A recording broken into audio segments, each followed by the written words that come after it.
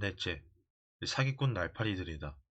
돈을 대신 맡아서 보관하여 주겠다거나 이자가 많이 나오는 것을 아는데 돈을 불려주겠다거나 어디에 투자하면 큰 돈을 벌 수 있다거나 자신의 부동산이 꽤 되는데 현금이 좀 급히 필요하다고 말하는 녀석들은 모조리 100% 사기꾼이라고 생각하면 된다.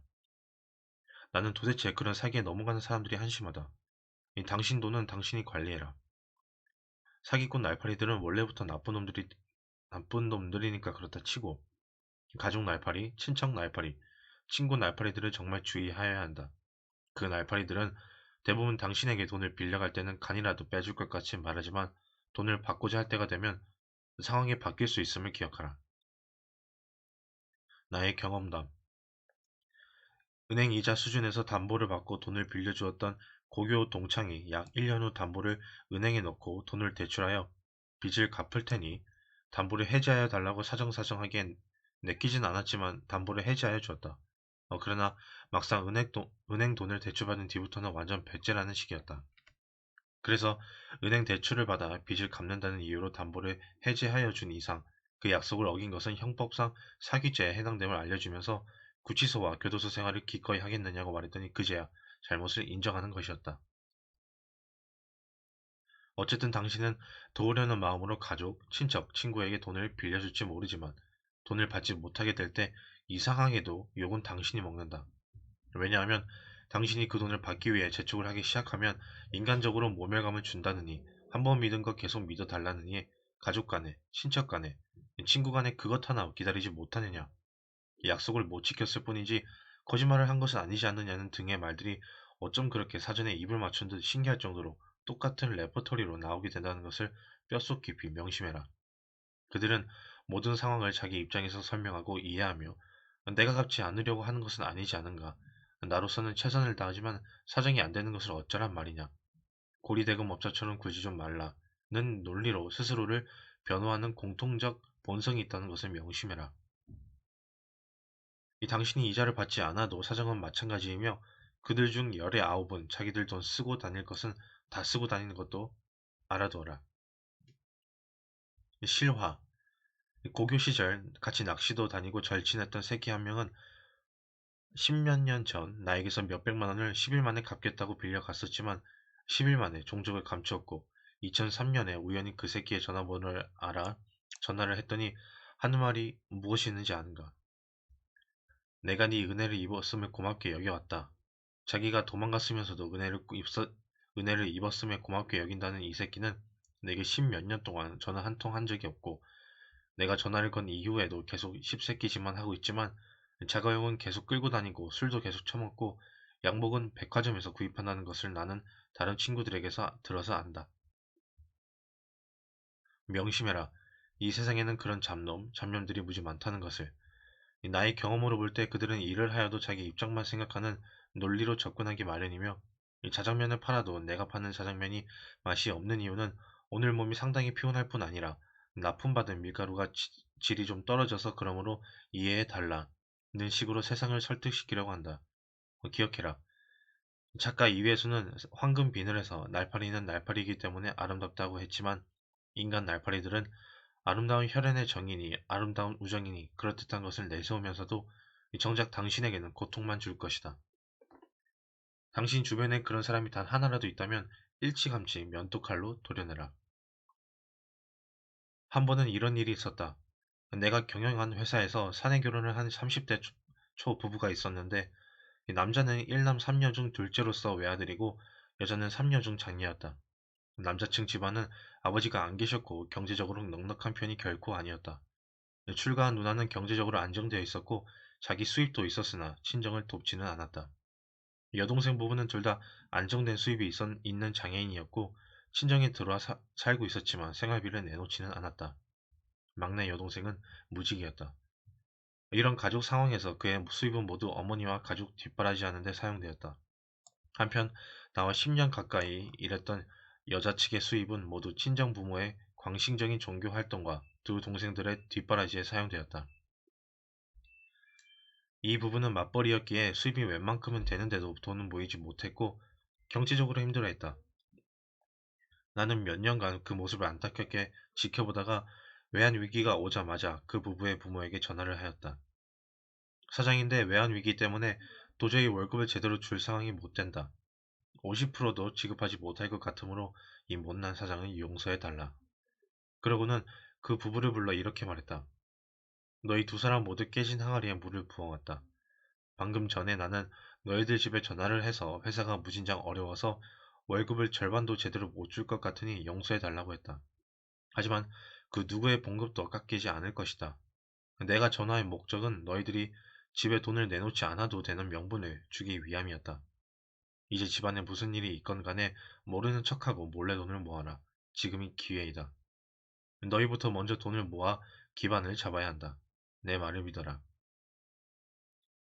깨진 항아리는 그대로 내버려 두어라. 절대 굶어 죽지 않을 테니까 말이다. 그들은 내 조언을 받아들였다. 그 뒤 2에서 3년 후 부모는 모아놓은 종잣돈을 독자적으로 사업을 시작하였고 2003년 현재 돈도 꽤 벌었다. 그리고 지금은 가족들을 별 부담 없이 도와줄 수 있는 상황이 되었다. 다시 한번 말한다. 깨진 항아리에 물 붓기는 절대 하지 말라. 그 구멍을 몸으로 막아야 하는 두꺼비가 되기 싫다면 말이다. 위에 글을 썼을 때만 하더라도 사기꾼 날파리들은 원래 나쁜 놈들이니까 그렇다 치고 라고 하면서 매듭지었으나 사기를 당한 뒤 내게 메일을 보내는 독자들이 상당히 많기 때문에 다시 한번 강조한다. 사기꾼 날파리들의 대부분은 겉보기에 부자로 보이는 사람들, 돈을 아주 잘 쓰는 것으로 보이는 사람들, 각종 금융회사 사람들, 회사의 경리, 회계, 재무 담당자들, 이렇게 투자하면 돈을 번다고 외치는 투자 관련 강사 내지는 당신을 부자 만들어 주겠노라고 하는 사람들이다. 이 면허가 필요한 전문직 종사자들, 교수를 포함한 교육계 출신들, 군인 출신 등은 그런 사람들의 꼬임에 넘어가지 말아야 하며 금융회사 출신들도 의외로 사기를 많이 당하는데 주식 및 부동산 투자 사기에 약하다.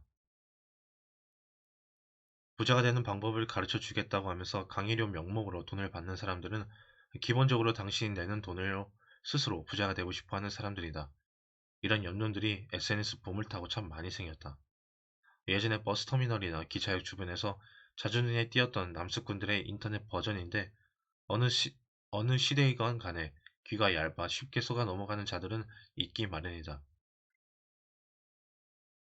내가 아는 검사장 출신의 변호사는 개업은 몇 년 안 되는 기간에 50억 원을 넘게 돈을 벌었으나 사기꾼에게 한 번에 다 날리고 고향에 있는 산들을 보러 다닌다기에 넌지시 왜 그러느냐고 물었더니 죽으려고 하는데 내 묘자리 보러 다닌다고 하더라. 그게 2000년대 초의 일이었다. 이 검사장 출신도 치밀한 사기꾼에게 넘어가면 회수가 불가능하다는 것을 잊지 말고 쉽고 빠르게 돈을 튈 수 있는 쉽고 돈을 빠르게 튀길 수 있는 비법은 없다고 생각하여라.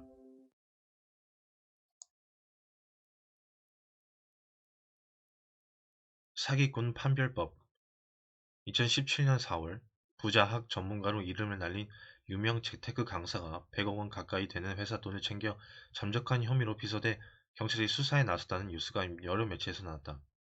그 강사는 서남 부자 조슈아로 알려진 조상훈이고 그는 이미 회사 대표직에서 물러난 뒤 아내와 함께 해외로 도피한 상태로 보도되었다. 그는 2000년대 초 청년 시절 부동산 경매로만 10억여 원을 번 성공 신화로 화제가 되면서 부작 전문 재테크 강사로 유명세를 떨쳤으나 수사가 진행되면서 사기 횡령 금액이 150억 원으로 나오기도 했다. 이 사건이 보도되기 6년 전인 2011년 6월 6일 나는 세이노 카페 아래 글을 올렸다.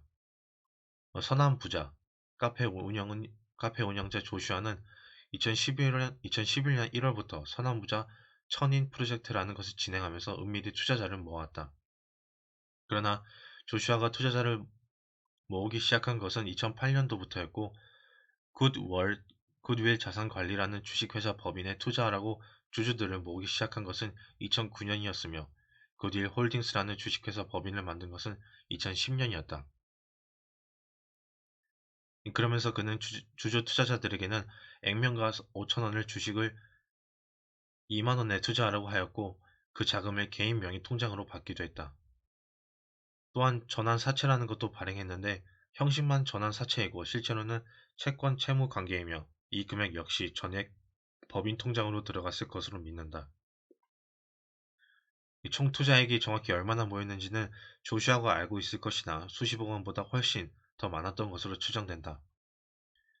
아래 내용은 서남부자 카페에서 조슈아가 2011년 1월에 카페 공지사항에서 투자자들을 모으고자 서남부자 천이 프로젝트를 소개하면서 공개적으로 밝혔던 경매부동산 투자 내용들과 굿윌 어셋이라고 하는 카페에서 조슈아가 쓴 경매부동산 관련 글들을 발췌해 취합한 뒤 세이노가 분석한 글이다. 독자들은 이 글을 경매에 대해 보다 더 깊은 지식을 얻을 수 있는 기회로 삼기 바란다. 조슈아가 투자하였던 경매 물건들에 대한 나의 분석 내용은 부정적이었고 그 양이 많아 여기서는 생략한다. 경매 공부를 하는 사람들은 나의 분석 내용을 다음 카페에서 읽을 수 있다.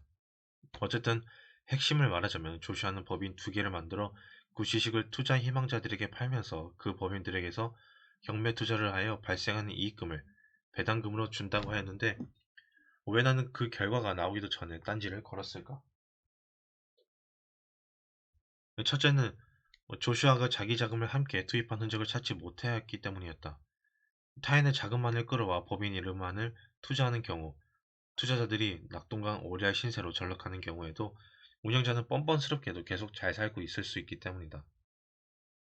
두 번째는 조슈아가 경매 전문가로 행세하면서 투자자들을 모으는 행위 자체에서 나는 다른 사람들의 돈으로 자기 자신이 부자가 되려는 속셈이 숨어 있다고 보았기 때문이다.